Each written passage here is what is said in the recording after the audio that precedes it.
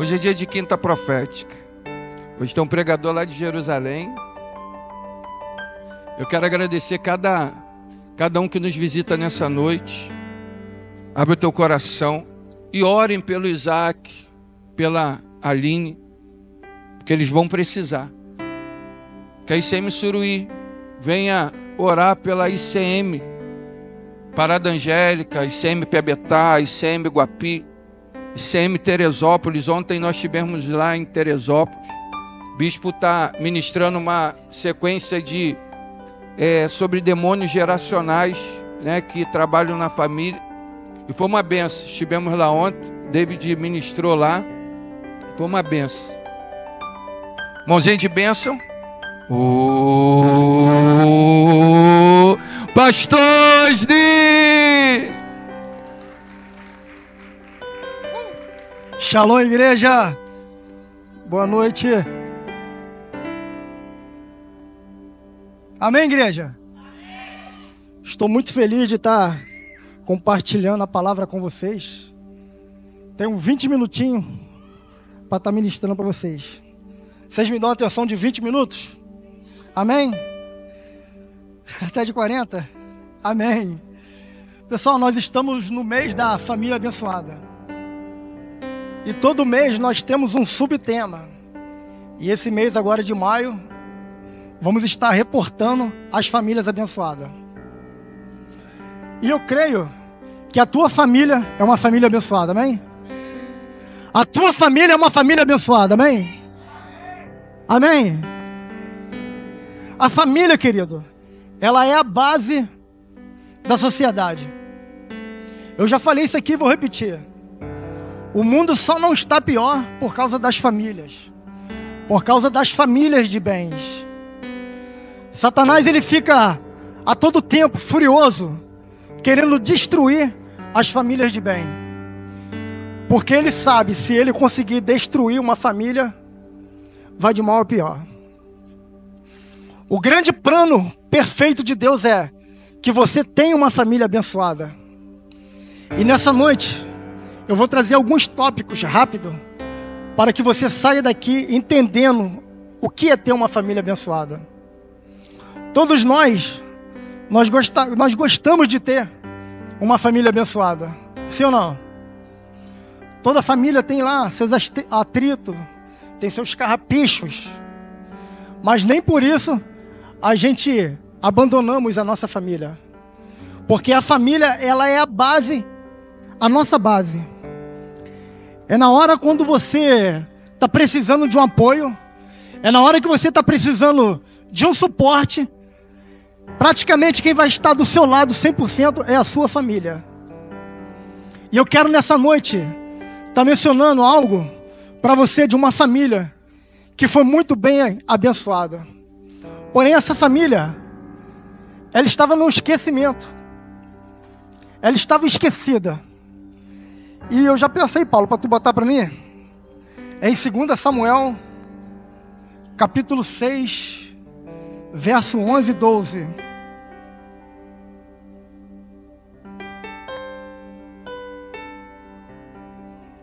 Segunda Samuel, capítulo 6, verso 6. Capítulo 6, verso 11 e 12. Quando chegaram a ele... É isso aí, é isso aí. A arca do Senhor ficou na casa de Obed-edom, hoje teu, por 3 meses. E o Senhor o abençoou, e a toda a sua família. Disseram ao rei Davi: o Senhor tem abençoado a família de Obed-edom, e tudo o que ele possui. Somente até aí, queridas. Para você entender, eu vou voltar um pouquinho, que eu não tenho muito tempo, vou voltar só um pouco para você entender essa história de Obed-edom. Quantos conhecem aqui a história de Obed-edom? Quantos conhecem? Amém? Então, para você que conhece, vai ser um pouco mais fácil. Mas mesmo assim, eu vou voltar um pouco. Os filisteus, eles entram em uma guerra com os israelitas. E ali à frente está o sacerdote Eli, junto com seus filhos, Ofni e Finéia. E eles estão perdendo essa guerra. Então Ofni e Finéia, eles têm a excelente ideia de pegar essa arca e colocar à frente de batalha. Sendo que os inimigos de Israel, toda vez que eles sentiam e viam essa presença da arca, eles temiam. Só que nesse dia, querido, Deus não estava naquele lugar. Deus queria castigar o povo. E o povo de Israel, eles perdem essa guerra. E essa arca, ela vai parar nas terras filisteias. E eles pegam essa arca e colocam no templo de Dagon. Dagon é um deus filisteu. Ele tem a metade peixe e a metade humana. Só que quando chega a noite, eles colocam a arca de frente para esse deus, Dagon. E quando amanhece o dia, eles vão lá no templo e algo inusitado acontece. A estátua de Dagon está inclinada para a arca.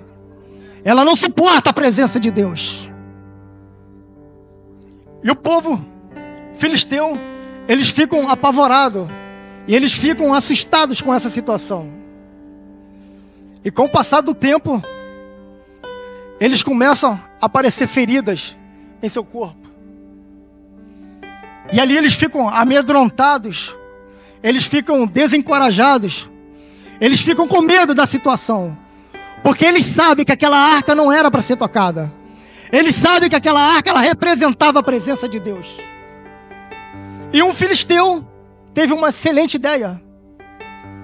Ele diz: o Deus dos israelitas, ele gosta de oferta. Então eles pegam uma oferta e retira a arca do templo de Dagon. E essa arca vai parar na casa de Abinadab. E essa arca, ela fica por 20 anos na casa de Abinadab. Quantos anos que ela fica na casa de Abinadab? Quantos anos que ela fica na casa de Abinadab? 20 anos, querido. Preste atenção. Essa arca, ela fica na casa de Abinadab por 20 anos. E o texto vai dizer que por 20 anos nada aconteceu na casa de Abinadab. E quanto tempo a mesma arca, ela fica na casa de Obed-edom? 3 meses. E vocês puderam ler o texto ali. E o Senhor o abençoou, toda a família de Obed-edom. E eu quero nessa noite trazer alguns princípios para você. Essa arca, ela tinha a responsabilidade de trazer a presença do Senhor. E Davi, ele assume o seu reinado de Israel. E Davi, ele anseia em buscar essa arca, por buscar a presença, porque o povo está faminto pela presença do Senhor. A presença do Senhor, ela já não mais se manifesta. E Davi, com o coração quebrantado, coração ansioso, eles juntam os soldados, os melhores soldados, 30 mil soldados. E Davi, ele vai e busca essa arca na casa de Abinadab. E Davi busca essa arca. Davi está contente. Davi está feliz. Porque a presença do Senhor vai voltar para Israel. Só que no meio do caminho acontece algo inusitado. O texto vai dizer, se você tiver um tempinho depois você lê, o texto vai dizer que os bois tropeçam. A arca do Senhor não era para ser carregado em uma carroça. E é isso que eles fazem. Eles pegam a arca do Senhor e colocam numa carroça. O texto vai dizer que numa carroça nova. E Davi está lá com seus soldados, transportando a arca. Só que no meio do caminho, algo inusitado acontece. A arca tende a cair. E Uzá, filho de Abinadab, ele coloca a mão na arca. E na mesma hora ele é fulminado, querido. Ele é morto. Porque havia um decreto estabelecido por Deus, que nenhum homem, a não ser os sacerdotes e os levitas, poderiam tocar na arca. E aqui eu já entendo que começa a primeira tragédia na vida de Abinadab. Abinadab, ele recebe a arca do Senhor por 20 anos. E por 20 anos nada acontece, nada de bom acontece. E ali uma tragédia acontece. Ele perde o seu filho, Uzá. Só que a culpa não é de Uzá. A culpa é de Davi. Davi, ele quis inovar. Davi, ele quis terceirizar algo que Deus não quis. Davi, ele põe a arca do Senhor numa carroça. Ele quis inovar uma situação. Davi deu responsabilidade para quem não tinha responsabilidade. Ele colocou a responsabilidade nos bois. E a responsabilidade não era dos bois. A responsabilidade era dos levitas. E eu já quero ser profeta para você nessa noite, querido. Prepare os lombos. A responsabilidade da família abençoada é sua. A responsabilidade do seu ministério é seu. A responsabilidade é sua. Não queira colocar a culpa em ninguém. Não queira colocar a culpa nos bois. Faça aquilo que Deus mandou você fazer. Porque quando você entender o princípio de Deus, o princípio da sabedoria, você vai ter uma família abençoada, querida. Sabe qual é o nosso grande problema? É querer colocar a responsabilidade em alguém que não está habilitado para fazer. Eu vou falar de novo porque você não entendeu. Sabe qual é o nosso grande problema? A gente querer colocar a responsabilidade em alguém para aquilo que não, para alguém que não está capacitado. Davi teve um grande erro aqui. Ele confiou nos bois. Ele confiou nas carroças. E quem era para estar fazendo esse serviço eram os sacerdotes. E Davi fica desesperado. Uma morte acontece ali na sua frente. E Davi, no momento de desespero, ele não quer mais saber da arca. Ele fica com medo. Ele fica amedrontado. E eu fico imaginando, isso não está no texto, é uma imaginação minha. Eu fico imaginando que Davi olha com os seus soldados e vê uma casinha lá no fundo. E alguém fala para ele: olha lá, meu rei, lá tem uma casinha. Vamos depositar, dispensar essa arca. Essa arca está trazendo coisas de mal para a gente. Essa arca já matou alguém. E é claro que eles ficaram com medo. Alguns historiadores vão dizer que as entranhas de Uzá saiu de tão terrível que foi a morte dele. E Davi está lá, ele avista uma casa. Ele avista a sua casa. Você não entendeu o que eu falei. E Davi está lá, ele avista a sua casa. Eu estou sendo muito profético para pouco glória. E Davi está lá e ele avista a tua casa. A sua casa será como a casa de Obed-Edom. Você terá uma família abençoada. E Davi está lá, querido. E ele se aproxima da casa de Obed-Edom. E eu creio que Davi bate lá na porta. E a mulher de Obed-Edom desesperada: olha, tem alguém chamando lá na porta. E Obed-Edom: eu não estou recebendo nenhuma visita. Eu não sei quem se aproxima da minha casa. E ele vai lá, abre a sua porta e dá de cara com o rei Davi. E eu acredito que Davi chegou para ele e falou: olá, eu sou o rei Davi. Aconteceu isso e isso, e eu quero deixar a arca do Senhor na sua casa. E Obed-Edom: sim, meu rei, quem não conhece o Senhor? É claro que o Senhor pode deixar essa arca na minha casa. A arca do Senhor, ela representava a presença de Deus. E Obed-Edom, ele recebe essa arca do Senhor na sua casa. E o primeiro princípio que eu já quero falar com você nessa noite, que eu estou encurtando um pouco aqui por causa da hora, e o primeiro princípio para você ter uma família abençoada, eu acho que esse aqui já era o primeiro e o último, já estava bom, é ter espaço para Jesus entrar na sua casa. Esse é o primeiro princípio. Obed-Edom, em nenhum momento ele questionou em receber a arca do Senhor. Em nenhum momento ele debateu com o rei Davi.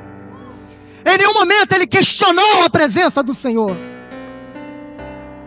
E talvez nessa noite, Deus está te dando a oportunidade de você receber a presença dele no seu lar.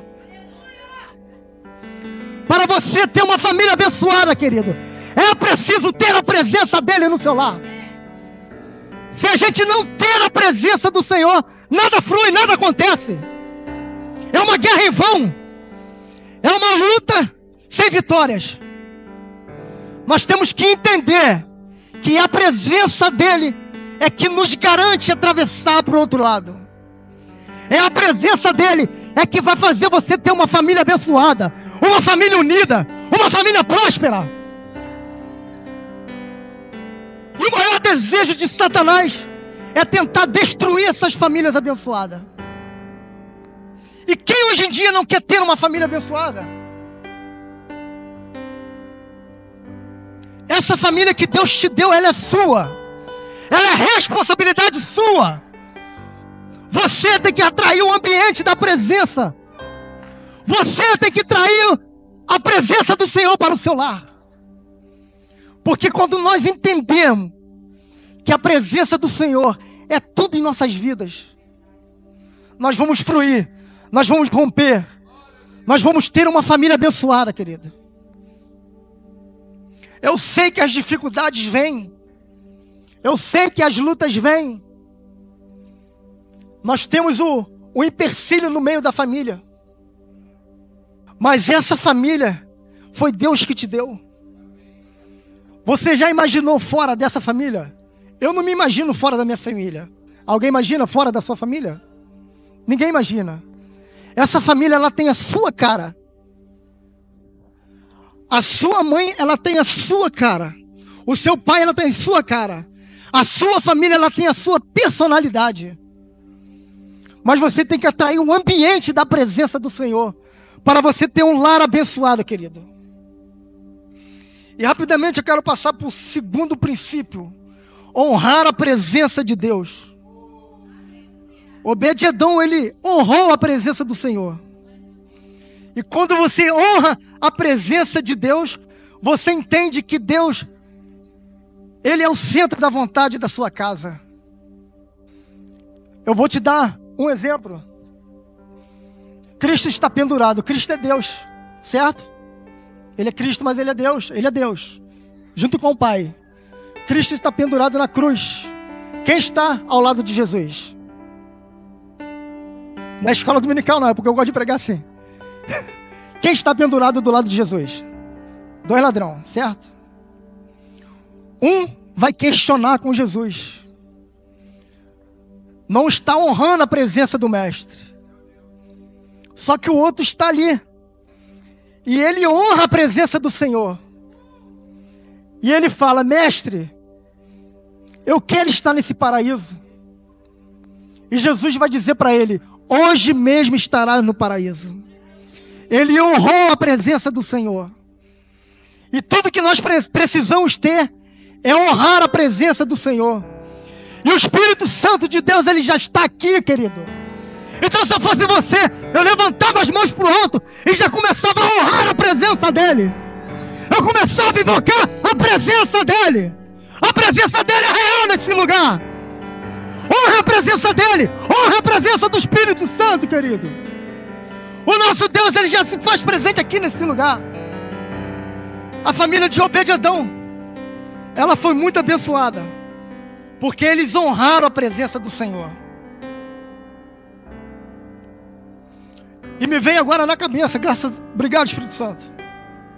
Em Lucas, eu não me recordo muito bem, vai dizer que Jesus, ele está numa aldeia e Marta chama Jesus para sua casa. E Jesus entra na casa de Marta. E Marta, ela tem uma irmã chamada Maria. E Marta, ela está muito preocupada com os afazeres da casa. Marta está dispersa. Marta está distraída. Mas Maria não. O texto vai dizer que Maria está aos pés de Jesus. Está querendo ouvir o que Jesus tinha para falar.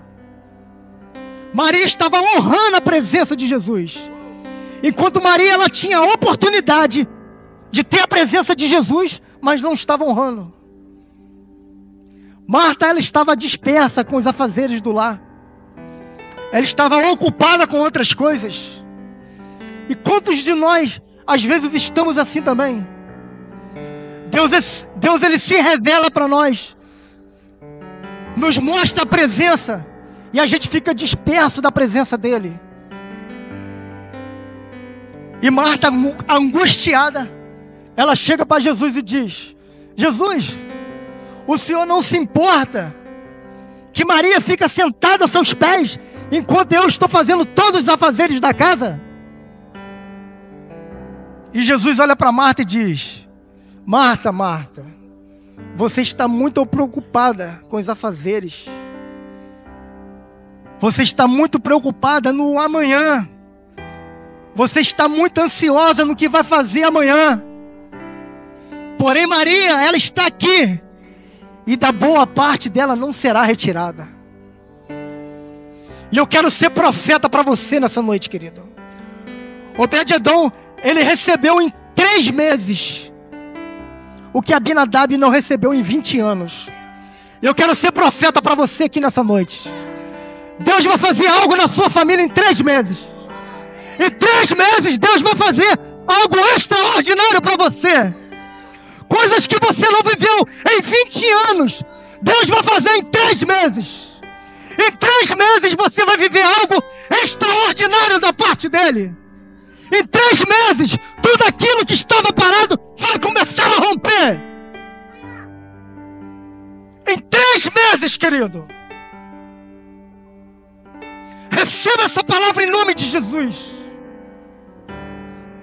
Abinadab, ele não estava preocupado com a presença do Senhor. A arca fica na casa dele por 20 anos. E nada acontece. E quantas famílias estão assim hoje dentro das igrejas? Nós viemos para cá, cultuamos, queremos uma família abençoada. A presença de Deus está em nossos lares, mas nós não honramos a presença dele. Nós ficamos como Marta, preocupado com os afazeres. Talvez você está sentado aqui, mas está preocupado com o que vai fazer amanhã. E o Espírito Santo do Senhor fala: se preocupe com as minhas coisas, que as demais coisas vos serão acrescentadas. O grande problema nosso é querer sofrer por amanhã. Só quem nos garante o amanhã é Ele. É Deus que nos garante o amanhã, querido. Abinadab, ele sofre as consequências. E provavelmente, querido, eu não sei qual foi a real história de Abinadab, mas provavelmente ele não teve uma família abençoada. A arca permanece na casa dele por 20 anos e nada de bom acontece na sua família. Como é que pode? E talvez nós estamos assim nessa noite. Somos crentes, somos evangélicos, 30, 40, 50 anos, mas a gente não vê nada mudar nas nossas famílias. E eu te pergunto, a culpa é de Deus? A culpa é nossa. E quando eu falo você, querido, é me incluindo também. Porque quando eu falo você, tem que partir de mim também. Porque é muito fácil a gente falar aqui de vocês, mas essa palavra quando vem, ela vem através de mim também. Quantas famílias hoje Satanás tem tirado do meio evangélico? Quantas famílias Satanás tem destruído? Eu creio que você conhece várias famílias que Satanás sempre fica implantando a sementinha para tentar destruir essa família, para essa família não ser uma família abençoada. Mas diferente de Abinadab, Obed-edom, ele recebe essa arca. E como você leu no texto, por 3 meses, querido, 3 meses, Obed-edom, ele foi muito abençoado por Deus. Tudo porque o primeiro princípio, ele recebeu a presença do Senhor. Segundo princípio, ele honrou a presença do Senhor. E o terceiro princípio, seja você o exemplo da sua família. Nós temos que ser o exemplo da nossa família. Nós temos que ser aqueles que vamos ativar algo na nossa família. Olha quantas pessoas poderiam estar aqui hoje e não estão. Eu acredito que muitos estão trabalhando, sim. Mas muitos poderiam estar aqui para ouvir uma palavra, para ouvir uma direção, e não estão. E Satanás a todo tempo ele fica implantando as sementinhas nas famílias, para que você não possa ter uma família abençoada. Mas eu profetizo, querido, e quero ser profeta na sua vida. Você sairá daqui hoje com uma família abençoada. A sua família, ela não está aqui na terra por acaso, querido. A sua família, ela é de Deus. A sua família, ela pertence a Deus. Só que você tem que ser o canal de bênção para outras pessoas. Você tem que ser aquele que você vai romper. E eu creio, o que estava parado na sua vida há mais de 20 anos, vai se romper hoje. Hoje você vai sair daqui diferente. E eu já quero chamar o louvor.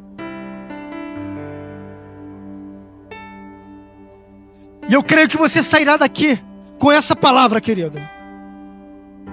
De como você ter uma família abençoada. O primeiro princípio é fácil. E é o princípio principal que nós temos que ter. É trazer Jesus para nossos lares. Quando você entender que a real presença, a principal presença tem que ser Jesus, as coisas vão começar a fluir. As coisas vão começar a andar, querido. Muitas pessoas, muitos casamentos, muitas famílias, elas até tentam seguir um padrão de família sem Cristo nas suas vidas. Só que provavelmente elas não vão conseguir, querido. Elas não vão conseguir avançar. Para a gente de fato ter uma família abençoada, nós temos que ter a presença dEle. E somente a presença dEle é que vai nos capacitar. É somente a presença dEle é que vai nos dar uma direção para a gente romper com nossas famílias. E esse tema desse mês é a família abençoada. E eu creio, querido, que nessa noite você vai sair daqui com sua família abençoada. Amém? Se coloque de pé em nome de Jesus.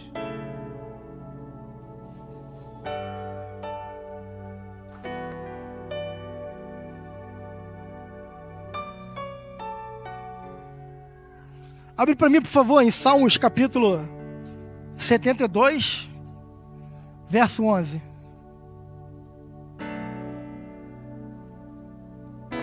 Salmos 72, verso 17, desculpa. Tá no telão? Permaneça para sempre o seu nome, e dure a sua fama, enquanto o sol brilhar. Seja abençoadas todas as nações por meio dele, e que elas o chamem bendito. Toda a sua família, querido, toda a sua descendência, quando você entender o real sentido que Cristo é o centro das nossas famílias, você será uma nação abençoada. Você será uma família abençoada. Você terá uma família abençoada. Cristo estará no centro da sua família. Cristo é que vai capacitar a sua família. Cristo, ele vai capacitar a sua família. Você sairá daqui hoje, nessa noite, levando essa palavra de uma família abençoada.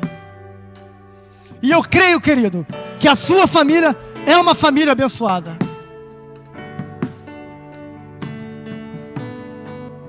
Junto ao poço estava eu, quando um homem judeu viu a sede.